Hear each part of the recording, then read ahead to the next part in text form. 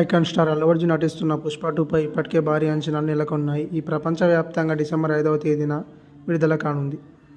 ఈపై అభిమానులను చాలా ఆశలు పెట్టుకున్నారు. దీంతో భారీ హైప్ క్రియేట్ అయింది.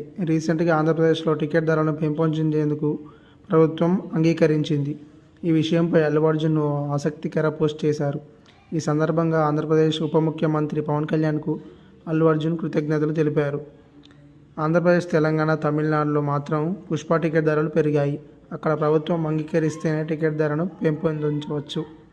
అది కూడా ప్రభుత్వం నిర్దేశించిన పరిమితంలోనే ఉండాలి.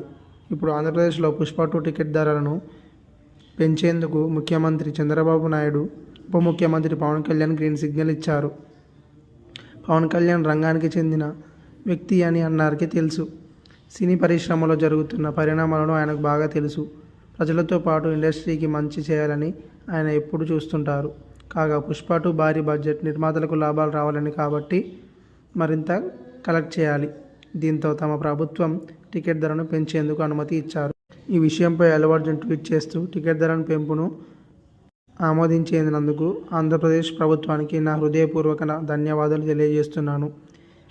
ఈ ప్రగతిశీల నిర్ణయం తెలుగు చరిత్ర పరిశ్రమ ఎదుగుదల, శ్రేయస్సు పట్ల మీకున్న దృఢ నిబద్ధతను తెలియజేస్తోంది. గౌరవనీయులు ముఖ్యమంత్రి చంద్రబాబు ప్రత్యేక ధన్యవాదాలు.